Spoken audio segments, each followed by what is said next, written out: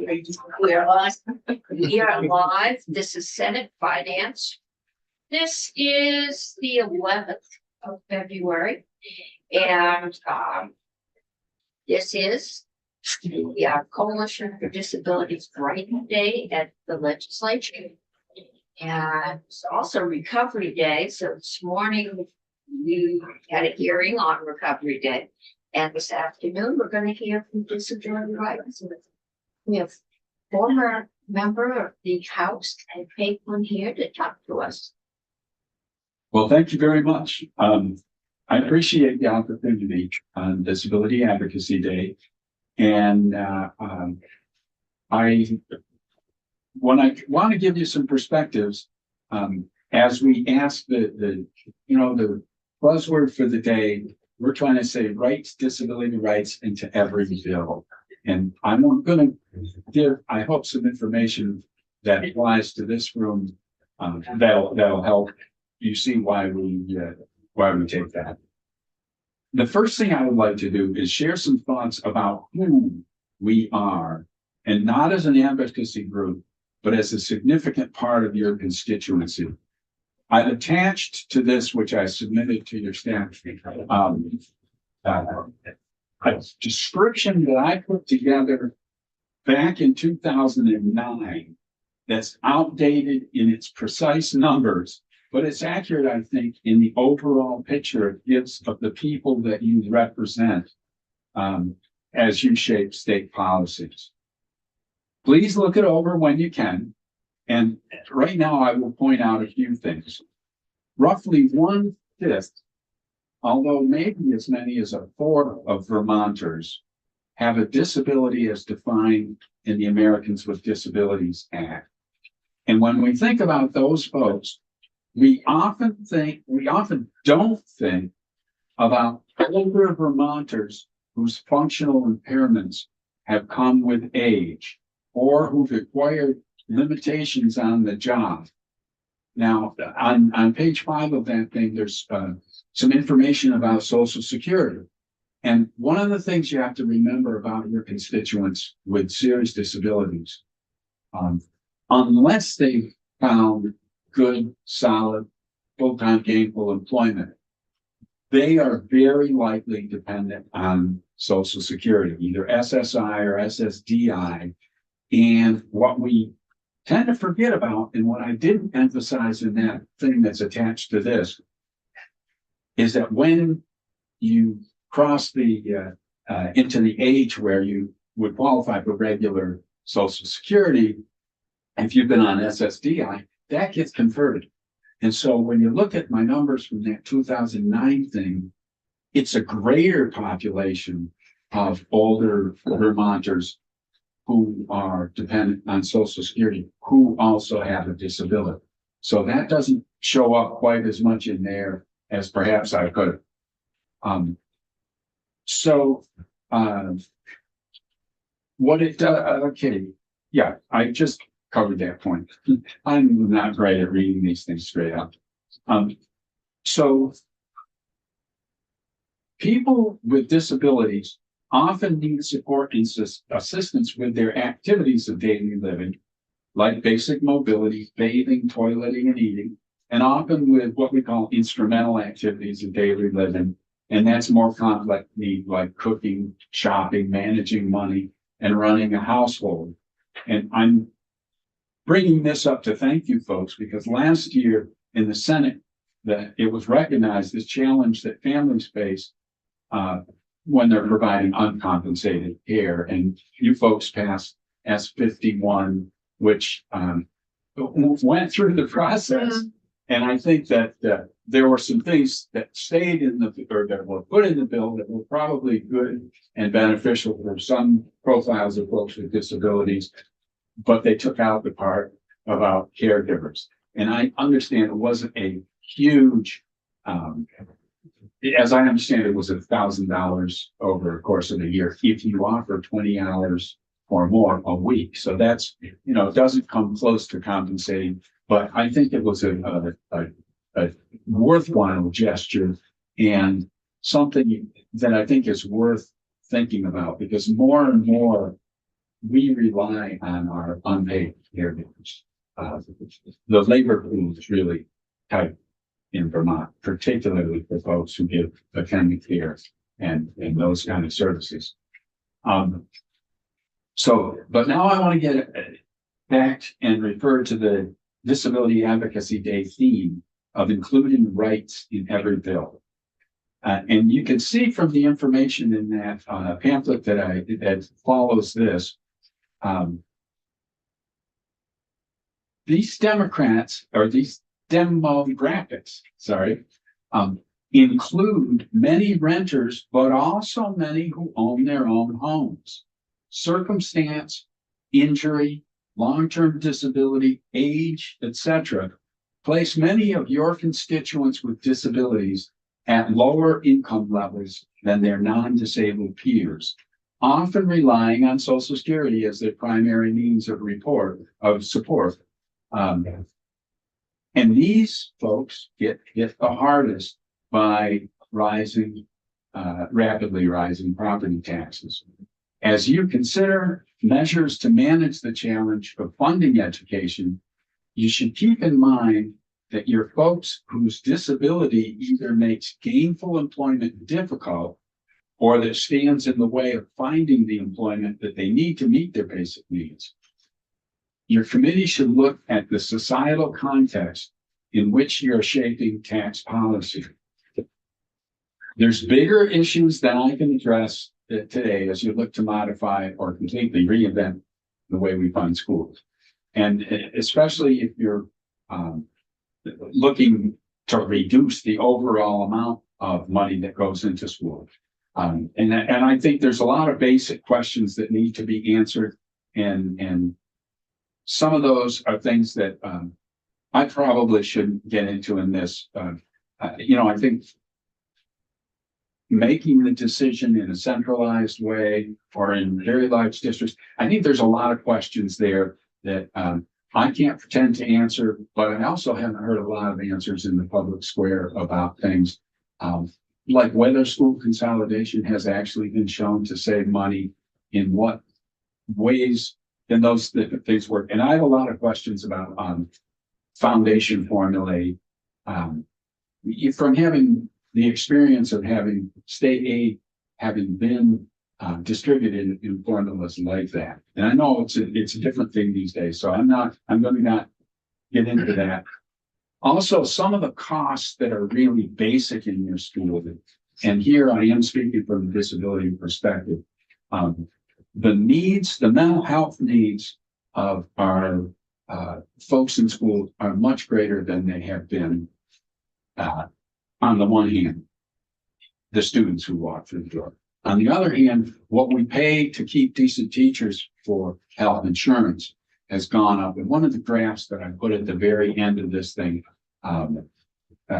is a good illustration. It shows the curve of education spending against the curve of healthcare spending. So those are really big picture things that I know you folks are going to have to take a lot of testimony on, and I'm not going to get too deep into that.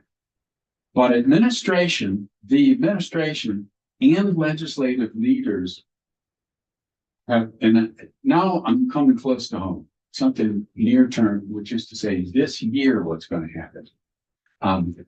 Administration and legislative leaders have looked at the current prospect of large property tax increases and have floated the idea of making a one-time addition to the education fund, as I understand it, as has been done in the past. From the perspective of middle and low-income Vermonters with disabilities, I would urge the committee to look at this in the broadest context of affordability without oversimplifying the effect of tax increases across society. In the last generation, the job of funding services through government has fallen more and more on low and middle income Vermonters as federal tax cuts have largely favored higher income Vermonters. Please direct any injection of funds that you can make. And I know people need it. I mean, we're looking at what 12% was the estimate after having some pretty tough years already. please direct any injection of funds to those most in need, those most in danger of losing their homes to increasing costs of living. That is to say, low income Vermonters, which you may not have realized this, but they are disproportionately people with disabilities because of how difficult it is for them to be earning, whether, well, a homeowner for 20 years and accident on the job. Next thing you know, they're living at SSDI, and you start to look at what that is, and it's not a full replacement for the income that a tradesman had. Having been a tradesman who lost my income, I can vouch for that. So really the context that I want you to think about this and look at the stuff that I've attached and the charts that I've attached. The tax cuts that have happened, particularly the most recent ones, will make it so that the family who is well heeled, I'll say, will be receiving tax cuts that, unless they have a huge amount of property, will likely cover their whole property tax bill. And so I think we need to really be thinking about, if we have a limited amount to bring down that 12% to something more handleable, it should go, we should be spending the money on people who frankly don't need that, and where you're really not increasing their tax burden because there's this balancing federal factor that comes into play. I think it looks closer at the situation. And I don't think that anything we can do where I don't remember the figures that have been floated, and I think they've been different from different folks. Those wouldn't come anywhere near to matching the kind of reductions that those of us, and by say us, I'm in a bracket where I think I'm probably going to benefit from that, from some of those tax cuts. So the message I leave with you is really twofold, and I'll sum it up by saying more of your constituents than you probably think are people living with disabilities. Many of those disabilities really affect their ability to earn what they were earning before. Many more of them than you might think are homeowners, particularly, folks who've gotten their disability later in life. And the context in which we're working has meant that people on the higher end of the income scale have benefited considerably in the last few years. And when you've got a precious resource, I think you should go to the people who absolutely need it the most. And the folks who really look at their bills and say, God, I'm not sure if I'm going to stick around. So that's where I would leave it with you. And I tried to put, by way of explanation, the charts that I put in the back, I think are well researched. They're from Public Assets Institute, which some of you may be familiar with. We're familiar with. You're familiar with. Whatever things you think about them, left, right, and they're left. But at the same time, they have been pretty careful to work with honest numbers over the years. And so, I wouldn't put those on the table if I didn't trust them. And like I said before, the other thing about trusting numbers, the thing that I gave that's my description of people with disabilities is from 2009. So I will admit right off, those are old numbers, but the picture that they give overall of your constituency, I think is reasonably accurate.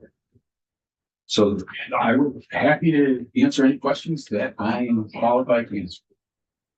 Okay, committee, any questions? We are actively trying to serve evolve people who are rich, are the same and getting the same tax benefit. Um, I guess it's the old debater in me. That's a logical fallacy to say some are, therefore all are. But we have been taking testimony and we are working on that. Also, I think understanding, I'm sure many of many of the people with disabilities are also facing a healthcare crisis, Absolutely. health insurance crisis. I know that many of that are in the individual insurance pool, which is the most expensive. If you find that one down. Yeah. It's good to hear the balance that taxpayers are seeing their health insurance go up. Their incomes are not. Many of people across the board, with and without disabilities, Mhm. have limited ability to raise. Yeah. That's Senator Hardy and then Senator Key. Thank you, Madam Chair. Hi, Ed. Thanks for your testimony. It's nice to see you. And thanks for your shout out to S51. I was bummed. I was sad and frustrated that the part about the unpaid caregiver came out, but there is a new bill on the wall up there that several members, including me, sponsored.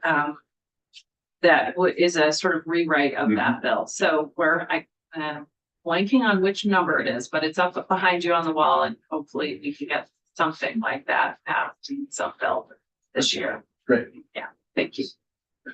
I just wanted to say thank you for your testimony and for the data that you included. It's really nice to have it all in one place. So thank you. Also wanted to ask you, I think I heard you say, but I want to make sure I understood correctly, that if there is a buy down of property taxes, that it should be allotted in a way that benefit or would help lower income and middle income folks in Vermont. And so it wouldn't just be like a blanket. That's what I would recommend, because I think there's plenty of folks for whom it's less of an impact. Right. I mean, I'm a lucky person. I'm in a position where if my property tax goes up some, so be it. Right. I'm not in a position where I'm going to be looking at, this is going to, frankly, particularly change my standard of living. I think the simplest way to address this would possibly be to look at the thresholds of the income sensitivity that was built into the system and move some of those thresholds that haven't been changed since, I think some of them haven't changed since Act 60 was passed. And so that might be the simplest way to say, okay, we're not going, okay, this bracket can't do this and that, but we're moving where those thresholds are so that the person of low income and middle income, if low income is going to be more likely to benefit, because low income has moved up. When people who could live on $30,000 or $40,000 a few years ago are having a hard time living on 50. We've looked at that. Beg your pardon? We've looked at that, but I think it was just last year that I realized that the money, when we limit the amount of money you can pay in property taxes because of your income, that money is raised from everybody else or from the pool, which raises the property tax rate, and that there are a significant number of people that would be better off if they would pay actually less tax, because if we didn't fund income sensitivity, because it would lower their tax rate. So we've got this catch-22 in there where the new proposal, well, it is the new law in Act 73, is that depending on your income, a portion of your housing value would be exempt. So you would pay no tax on the first 2040. Understood, yeah. And that cost would, the bill envisions, be covered by a tax on second homes, Mhm. which will take a couple of years for your town clerks to get everything in place. But I was told today that it is coming to us, the House, that was the division. You just have to adjust a little number in there about the proportion. So that's what the new bill is. And, Now that fits, oops, excuse me, okay, go. but that's in the context of the implementation. That doesn't address what happens this year No, for taxpayers. no, And I'm looking more at this near term. this year, If we're investing a substantial amount of money, I would like to see it go to people who are in danger of losing their homes. Here's my follow-up, and maybe it's to the committee, but has that ever been done to not disperse a property tax buy down in a way, just like in a blanket way? Is there a precedent for that? And Yeah, we how got does it work? it was, 22 or something. Yeah, like that. okay. Increased. and the question usually is, does it go to homestead Yeah, or non-homestead tax? And I think we increased the credit by like 12% that is something. Something We matched the like that, yes. average increased bill. Yeah. Increased Yeah. it. 2 years ago, we had to adjust. Because your tax credit is based on last year, and the year when we had 18%. Oh, yeah, that's all right. We had to put money in because you were gonna get billed for the 18% increase this year. But your rebate would be based on the 5% last year, so Yeah. we did put significant amount of money. The But the year after was the problem, because then it snaps right. Then It you snaps had- back on a very small Yes. group of people. and there is no extra money. I am being told by the appropriations people. We're back to the alligator jaw where our income is coming in pretty flat and our expenses continue to go up. So Well, that's gonna be a challenge. yeah, I don't have the command of the details that you folks do. And I am a bit removed. I retired a few years ago from Disability Rights Vermont, and I'm not as as close to some of these issues. And I have to say, I rarely really looked too closely at tax policy, but I must say, the older I get, the more I realize that many people, and it's disproportionately people with disabilities, are in that low income. Yeah. And so the constituency that I'm speaking for today, could use the help. And so if there's help to be given, if there is a logical way to distribute it, I think that would be, that would be something truly appreciated by a lot of folks. And I appreciate that you are a voice for those people, because we've been looking at schools and school funding, and the superintendents, their beats, the superintendents, the principals, the NEA, all the folks that work in the schools or around them have organizations that represent them. The taxpayers don't.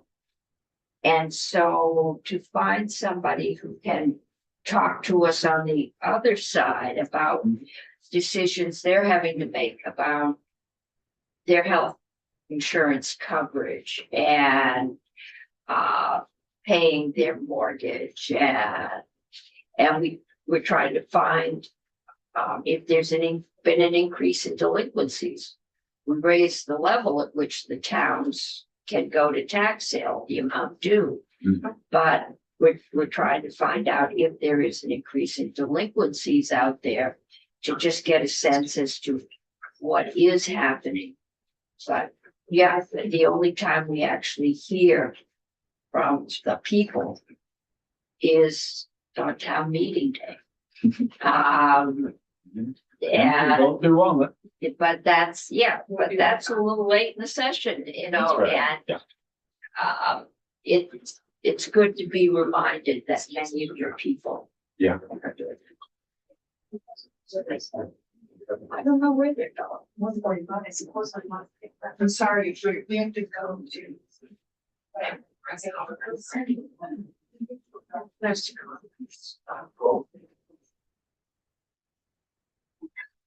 Oh, We got four, good one, we got four, good one. so we'll vote. Somebody make a motion.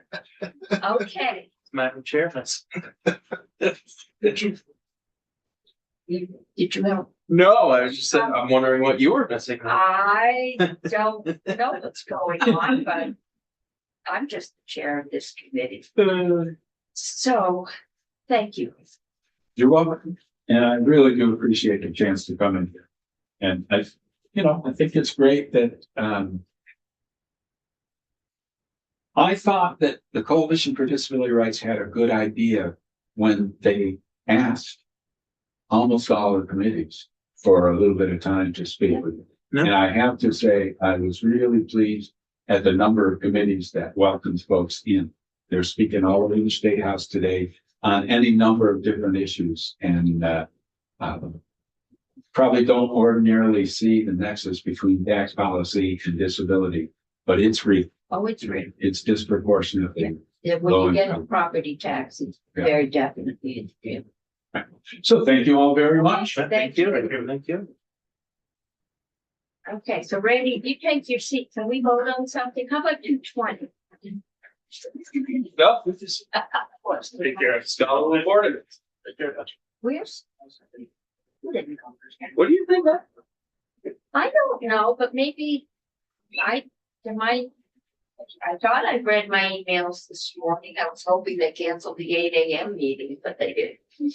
I was just looking over Ed's testimony. It one number that just stuck right out to me, that in 2008, our population in the state of Vermont was 621,000. What is it now? And 18 years later, we're at 640, 650. It's like a 3-4%. When I increase moved here 50 years ago, we thought we were gonna get a second federal rep. We were that close, Yeah, and we haven't gotten there. yeah. We are not growing. Except older. And that is getting to be an issue. Okay, Wants to ask why. I know. There's a reason. Or two. Rebecca's going to be joining us on. Rebecca's gonna do Zoom. Okay, we've got about 2 minutes.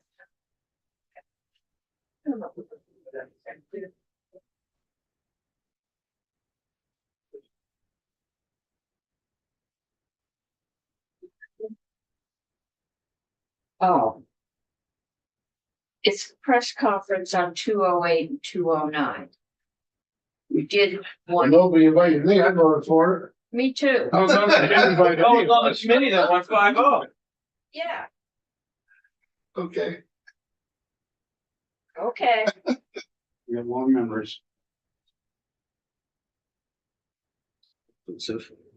not inclusive at all. No, No, Okay. So Rebecca should be checking in momentarily. And we are going to go to this is the refundable machinery and equipment tax increment. And here she is. Okay. That's not it. Where is it?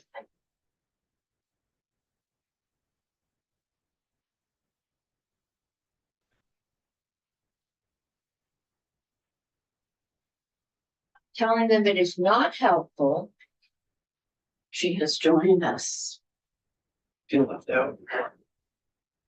Oh, Inclusivity. okay. I doubt that she'll not be the nasty person again. I just said it's not helpful during committee time. I'm sorry. Rebecca should be here if you will. Rebecca should be here. Okay, so we will continue. And after this, we'll vote on 220. All right. There's Rebecca. Okay, welcome, Rebecca. And we are continuing committee discussion on the fundable machinery and equipment investment tax credit. I assume you've seen that and you know the background on Yes. that. Just, I know that corporate taxes are complex. How they get paid, carried sometimes, and we can end up in owing huge refunds, and we try and plan for those so we don't take a major hit. And I just want to give the tax department time to weigh in on this one. See what your thoughts, any concerns that you might have. Excellent. Well, thank you so much. For the record, Rebecca Samrath, Deputy Commissioner of the Department of Taxes. And so sorry, I'm not there in person today. I have one of two twins homesick. So, just the joys of toddler. It will be a regular occurrence. Yes. Yeah. So thanks for the opportunity here. I'm a little bit familiar with this non-refundable credit that's been part of our code for a bit. And have heard the walkthrough of the proposal to make some changes there. I think my comments are pretty short, which is that converting this credit structure into a refundable credit would be a kind of like an unconventional credit mechanism for our current corporate income tax. We don't have any refundable credits today. And, given the, history of this one and just the kind of the very targeted eligibility, it seems designed, very much around like a particular, industry or even companies' circumstances, which, isn't, where I sit in the organization isn't my dream for, a piece of tax policy like, the first refundable credit in corporate income tax code, would ideally be something that would be more broadly available to folks, I think. Certainly, you frame this well, Chair Cummings, there's been a lot of change in corporate income tax lately. And I think all of those changes have been really excellent for Vermont-based companies. But it does mean that many Vermont-based companies that are, investing in like a footprint here, investing in capital here in state, investing in employees and growing workforce here in state, they don't have in-state tax impact from those changes because of the recent move to a single sales factor apportionment formula. So you really only amass corporate tax liability in Vermont if you're making a bunch of sales in Vermont. So definitely acknowledge that makes some non-refundable credits challenging for a local corporation to take advantage of if they don't have much tax liability here. Kind of two sides of that coin. And if there is, legislative interest in, doing more targeted support for, an industry that meets the parameters of this credit, it just seems, from my seat in the tax world, that would be a great opportunity for like a direct payment design rather than, using a credit structure in the tax code to target funding. So specifically. I think this bill was a targeted bill when it went through, and there were good reasons to protect a major employer in a section of the state that needs all the major employers it can get. And the tax changes we made have resulted in there not being able to use the refundable tax credit or the tax credit that the bill gave them, because they are doing, they don't owe the tax they would have if we hadn't made those changes. So it would be precedent setting. All right. And that money, if it's a refundable credit and they don't owe the taxes, then where would that money come from? mean, is it a refundable credit is essentially a grant, right? I mean, if we do a refundable Exactly. tax credit, it's saying the state of Vermont is gonna pay you low-income family $200 or $2,000 because it's a refundable tax credit. I think Right, yeah, in terms of fiscal exposure, this would be, as drafted, I would say, a minimum of $500,000 a year outlay from the general fund would be available for folks that meet the eligibility requirements for this credit. And I say up to or starting at $500,000 a year because that's the refundable portion. I think that carry forward could be used for against any tax liability should a company be eligible for this and also have some tax liability. So it could be a mix of non-refundable and refundable credit, but definitely at a minimum $500,000 from the general fund.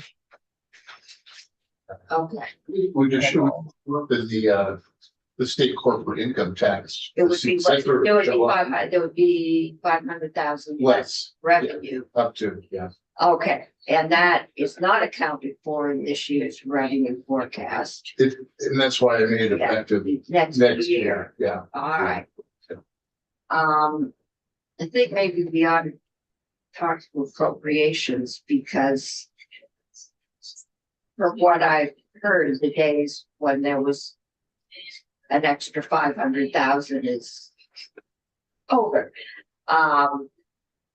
So we take a further look at that, but it would be a reduction in state revenue would become out of taxes paid by others.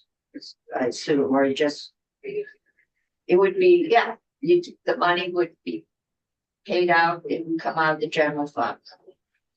All right. Okay, questions for Rebecca? We do have our next witness. They're in the same room. They are waiting to come in. Okay, Rebecca, Thank you so much. thank you.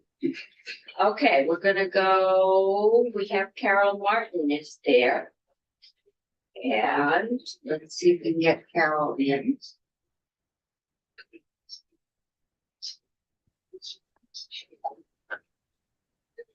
Here's Carol. Oh, we've got all kinds of people, so. This guy in the bottom left corner used to be a baseball player and student of mine. Wow. Welcome to Senate Finance. Why don't you all introduce yourself and then the floor is yours. Okay, well, thank you. Thanks. Good afternoon, Senators. Thanks for taking our testimony on this proposed bill and its impact on Vermont and our community. In the essence of time, since we don't have a lot of time, I thought I would introduce myself and my colleagues and get started on that. So my name is Carol Martin. I'm the head of corporate accounting for the Weidman Group. I've been with the company 32 years now, and I reside in the town of Barton. Sandra Hollenstein, she is our VP of Finance. For the Americas region, she's been with Weidman for 8 years, and she lives in East Charleston. We have Bill Stimpson. Bill is our general manager of the site here in St. Jay. He's been with us over 15 years, an Air Force veteran, and he resides in Wheelock. And then Bradley Greaves. Brad is our laboratory services manager. He's coming up on 15 years already with Weidman, and he currently resides in St. Jay. So that's the team is kind of here to back me up. I will walk through the presentation and then we can, assuming this is okay with your formatting, then we'll go, be available to answer any questions you have. That's good. Yep. Okay, then let me see if I can share my screen here. Okay. Please let me know if you can see my screen, and I put it in presentation mode. Yep. So we're good. Okay. So let's jump into the Weidman Group. Who are we? So we are a family-owned, privately held company headquartered in Rapperswil, Switzerland, coming up on our 150th anniversary next year in 2027. This is a map that gives you an overview of where we are in the globe. You could see we have kind of a big footprint for a really small company. We have less than 3,700 employees globally. The darker blue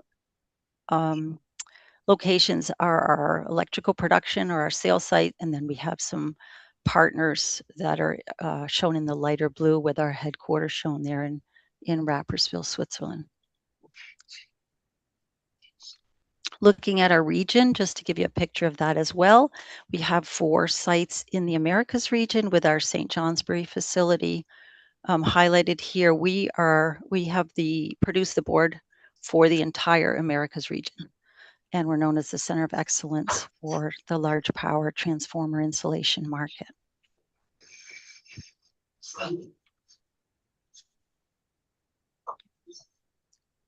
That's So- not St. Johnsbury. I'm sorry? I said, that's not St. Johnsbury. That is not St. Johnsbury, but what we wanted to show here is how is Weidman connected to the electrical grid. It's doing well. So we're the worldwide leader in the manufacture and fabrication of the high quality transformer board insulation projects. And what we think is a pretty kind of interesting fact is that more than 90% of the transformers in the US contain Weidman insulation. So that means anytime you turn on your lights, you charge your cell phone, it is highly likely that the power that you're receiving has passed through a transformer that contains Weidman insulation. So a lot of that kind of produced right here in St. Johnsbury. Kind of a cool fact that not a lot of people know. So we like to share that or highlight that a little bit. And one of the other points on here is just since 2010, we've put over $100 million of investment in our St. Johnsbury production facility. It's actually going up significantly from there, as we'll show you in some of the two phases of the project that we have going on right now at our site. So our local story, I guess, started with these 2 gentlemen, Bob Fuhrer on the left and Gordon Mills on the right. I had the pleasure of working with both of these gentlemen before their retirement. Bob knew the name of every single employee, their spouses' names, their children's names, and both of these gentlemen were the guys that would jump in on a Friday night when the product had to get out to the door to the customer. So I think, that is a family-owned culture is kind of what made EHV a good fit with Weidman. And then in 1971, that's when the companies joined, or when EHV joined Weidman and became the hub for the electrical technology business area for the fabrication of transformer board and insulation packages here at the St. Johnsbury site.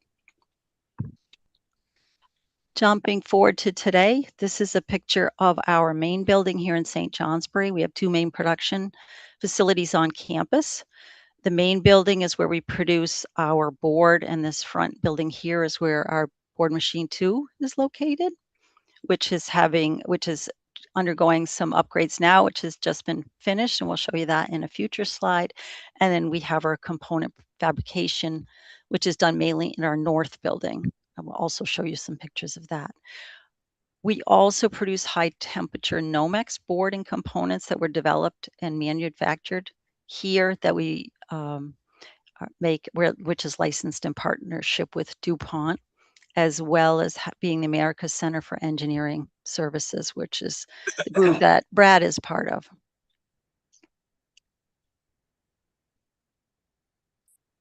Now I'd like to jump into our strategy and expansion, which is kind of like what we do, why we're important, and why we need to grow. So Weidman St. Johnsbury is the only US-based transformer board manufacturer, and our key customers are the large power transformer manufacturers. We were considered an essential employer during COVID-19 pandemic due to the critical infrastructure that our product supports. You can see this chart to the left shows what's happening in our industry right now, where we are looking at a 10% compounded annual growth rate through 2030. And why is that happening? I mean, I think that everybody's heard all the different things on the news. I mean, there's increasing energy demand. We've got the data center growth. We need grid stability and flexibility. We have an aging infrastructure of our electrical grid. And we also need to be concerned about the national security related to that transmission of that electricity. So if we're not able to, meet our customers' demand, that's a significant risk for us. We need to just to meet their demand, not to grow, but to maintain our market share. We have to grow with our customers, and so that we have been focused on that, and that's what we're doing right now with the expansion of our St. Jay facility. But as the demand is growing, we are already also seeing foreign competition taking an interest in our market, and we need to continue to grow and meet our customer demands so that we can keep that foreign competition out of our U.S. market. We're known for our quality. Our customers benefit from that U.S. manufactured material within the energy grid. So based on all of this exponential demand, we embarked on what we call our Project Bigfoot, which is a 2-phase expansion project of our St. Johnsbury facility. This first phase that I think is substantially complete now is where we are putting in a 40% capacity increase on our high density board machine. We've installed a third former. If you can see down at the diagram down at the bottom, you can see where the new third former has been installed. We have a new 3-bay storage rack, a new boiler, and we also have erected a new finished goods storage facility or warehouse, which is just to the left of this, our main building here. The second phase of this Project Bigfoot is for our increase in our components capacity. So we use our board, we take that and we turn it into components that are used in the large power transformer market, where we've added on an expansion to the south of our north building. So this building at the top you see here is the north building on campus, and where those vehicles are parked. It's an older picture.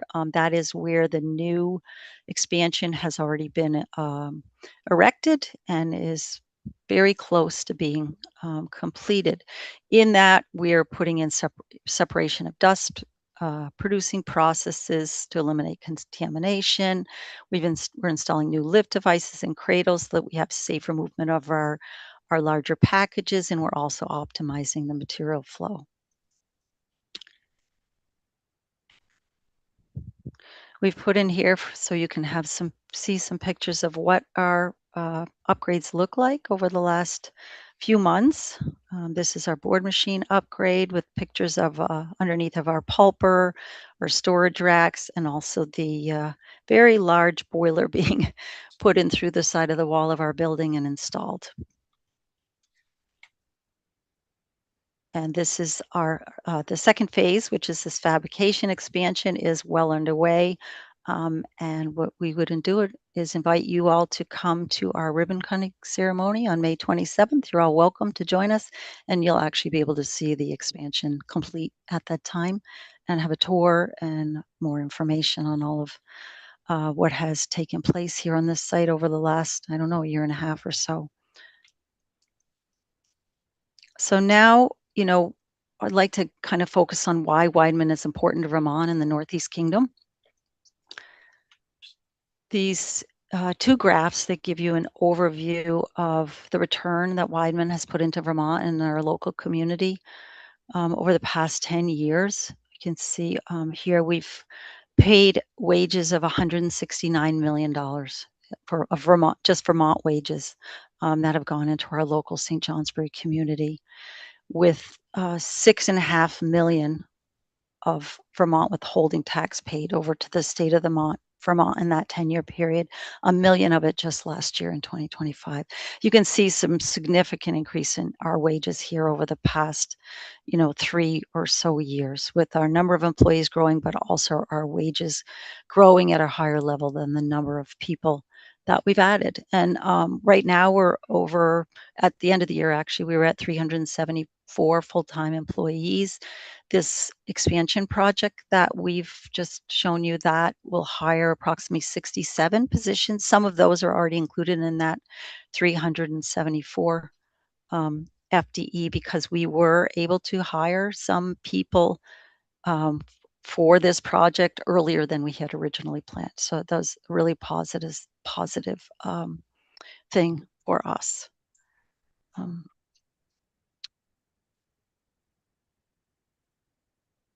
Jump into our local community impact here.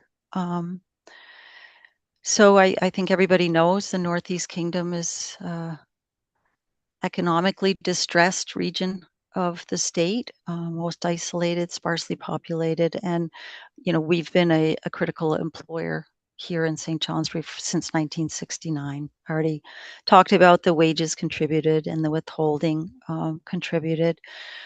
Our expansion project contributes to the economic development goals that are outlined in NVDA's regional plan for the Northeast Kingdom. And we're really actively involved in the community, not just the donations that we give. We've given over $250,000 in the last few years, but also in our employees and being active in, volunteering their time, as well as being involved in like fundraising events like Relay for Life, Alzheimer's, and those other types of community fundraising events where our people are actively involved. One of the other things that we've done very recently is committed to support Northeast Kingdom Development Corporation. They are a development group in the Northeast Kingdom that helps to bring more development into the region. And we've paid them $150,000 to date, and we have another $100,000 committed to them over the next 2 years. We also have partnerships with some local nonprofits, Astronomy Foundation, the museum, the local schools. In the picture that you see up in the top right-hand corner of this slide is our Director of Sales, Rob Began. Every year he does a tour with students from St. Johnsbury, promoting STEM and also increasing their awareness of careers in manufacturing and how STEM ties into that. Last year alone, we put $16 million of payments in with our Vermont suppliers and vendors. So it's a pretty staggering number of payments within a 1-year period. And just this Bigfoot project alone has approximately $7 million of payments to Vermont vendors over that construction period. We actively try to first, source locally. If we can't get it, direct locally, Vermont, New England, US. I mean, we try to prioritize supporting our local vendors and economy first, whenever possible.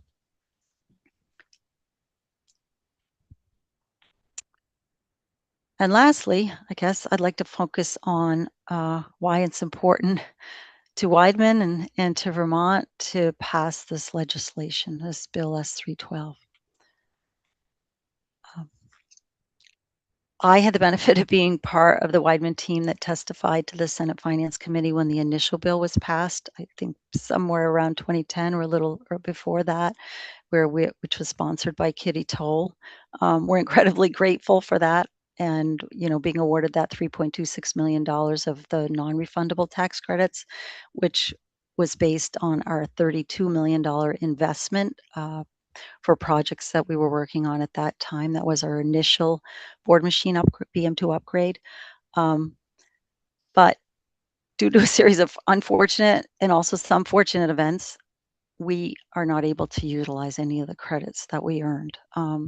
Shortly after we were awarded the initial credits, there was a downturn in the economy. The investment in the grid was not, not happening as quickly or and the way we would have hoped. And so we had several years of net operating losses.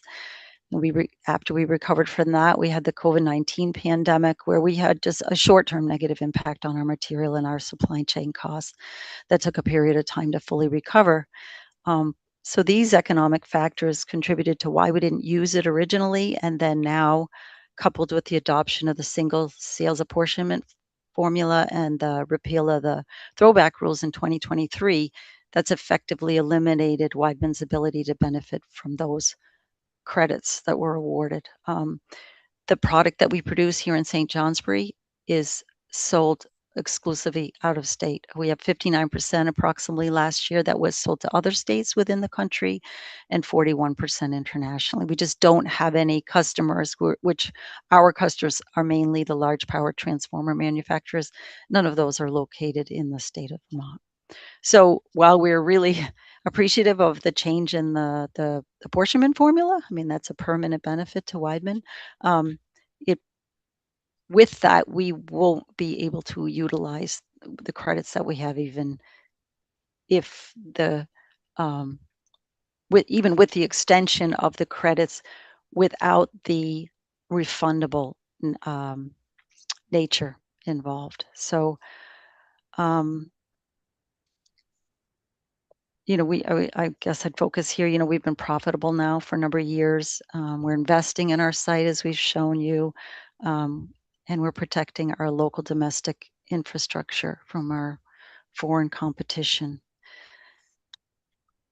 Okay, but as I'm understanding the problem, you can't,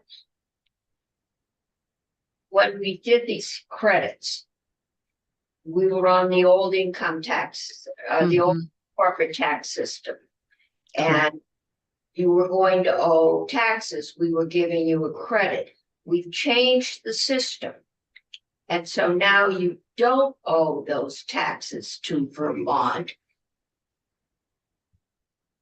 Effectively, if we'll turn them into a refundable tax credit, rather than just forgiving the tax you owe us, that becomes pretty much an appropriation to you out of the general fund. And that,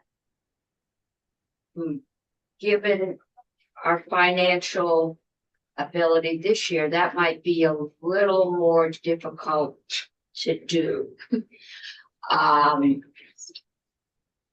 But I think we all understand the investment you made, which is one of the reasons we changed the tax code, is because we wanted to not penalize the companies that actually do invest and provide jobs and all the rest of it here.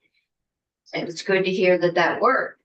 But it does put us in a different position. It really isn't a tax credit anymore because you don't owe the tax. It would then be more of an appropriation more than, and so that, I think we may need to get some testimony from the folks in appropriation on what they're looking at this year, and see what we could do. And Kendra Gillick, you had a question? I did not. Oh, I thought you did. That was for me. She that was did, for I just you. had to put my name. Okay, Yeah, I have to so go Sarah to Hardy another has a committee in a question. couple of minutes, but, thank you for your testimony, and it sounds like you're doing a great job with this company that I didn't even know about. I bet I know where Senator Beck is gonna be on May 28th. 27. 27th, and that ribbon cutting. But it's really impressive what you're doing, but I share the chair's concerns about giving basically what would be an appropriation or a grant to your company. We made the changes to our tax code a few years ago that basically means you don't pay corporate income tax in the state of Vermont. And so that was a huge benefit to companies like yours. And we did that expressly to benefit companies like yours that are located in Vermont, employ Vermonters, but make their sales outside of Vermont. And so you're already benefiting from the work that we've done in this committee. So given the really, really challenging financial outlook we have right now, where people can't afford their health care, we can't afford to pay for our schools, you know, people are going hungry. It's just a really tough outlook out there. It's really hard to justify a grant to a company that we gave a big tax break to a couple of years ago across the board to your type of company. It's not to say you're not doing great work. It's just that we already did tax changes that helped you. But that doesn't mean we're at a closed door at this point. Just that it's not, just as you had years where you were not operating in the glorious shades of Scarlet. Well, can I also add, I mean, you're a multinational corporation also. I mean, you're a massive multinational corporation. I'm wondering if you might be willing to share your tax returns with us. Because it seems to me that you have lots of ability across your multinational corporation. And I guess, well, we're a U.S. corporation. We are Weidman Electrical Technology, Inc. is a separate U.S. corporation headquartered in St. Johnsbury, Vermont. We are part of a global group, but I think what I'd like to also focus on is probably the last paragraph here, is that it is a global group, a small, you know, and it's not a huge group. We only have 3,700 employees. But having this support from the state of Vermont on things like these, you know, credits, whether we're refundable or not refundable, I mean, helps us to justify why we can continue to expand here in St. Johnsbury and not in China or Turkey or some other lower cost country. And so every dollar, you can see the investments we put back in, every dollar that we get that we can reinvest in this community is jobs in this community. And that's how we're able to continue to pay, you know, like how we paid the $169 million of wages over the last 10 years. We don't get significant financial support from our global corporation. We need to provide for ourselves. We need to show that we're a profitable company, and we need to keep reinvesting to keep the foreign competitors out so that we can continue having this site here in St. J and it doesn't go somewhere else. I mean, I guess I'd like to say that that's our really big argument, is that we can continue to grow here so that it doesn't go somewhere else and we lose what we have. Okay. We certainly have had situations in the past in which we have had companies that are similarly situated. In other words, they're companies that are owned by a non-US owner who have facilities scattered throughout the world. And we have structured tax benefits for companies in that kind of situation that are beneficial for Vermont, but also beneficial to them, but based on their continued presence and continued growth. And so one of the questions is whether or not we could think about structuring something that would tie the availability of these credits and perhaps other programs that we have had and have used elsewhere to help you in the event that you do additional growth at the St. Johnsbury facility, and that we can tie the two together in some way that makes sense. This was one of those programs that was set up for exactly those reasons. And we have other programs that we have since used that might be applicable here, or that we may be able to structure to make applicable here. And so the question that I would have for Weidman is that something that you think would be worth exploring? Yes, why not? Okay. So I think we can think about this. Yeah, we can think about this, and we can also think about who in state government could be partnered, and how something like that could be structured so that we do in fact have incentives that are, you know, to Weidman are clearly possibility of being made available, and from the state standpoint, to see what kind of structure would make sense. So we can talk about that. Yeah, and they have a long history of growing and hiring, and it's a growing market. We definitely want that market to grow here. Yeah. I think so. Okay. So I think we have decided to think on this one and see if we can figure out something that would not be a direct hit on Maybe, the. maybe Tim Tierney from the Agency of Commerce and Community Development, he's our international recruiter, maybe he can Maybe he could. give us some good ideas. Thing. Yeah. Yeah. Yeah. Okay. And in the event, though, that we could structure something that we could at least begin to put in black and white so that everybody would have comfort that we are aggressively moving and that we would both benefit from it. The quicker we can try to structure something that makes sense on paper, I think would be very helpful. And so perhaps if we try to task Tim Tierney with that, we look to get some feedback as to what possibilities are there while we're still in session and still have the ability to act So Rebecca will this year. Yeah, sounds good. leave that to you to see, I'll circle with Tim. talk to Tim and see if we're putting thinking caps together, we could find a way to structure this so it wasn't a direct Yeah. hit on state revenue. I'm sure there's a model they have that we can tailor to this. Wouldn't be surprised. It is- Okay, committee. I think, Carol, thank you. Thank you, Carol. It's been helpful. Thank you all.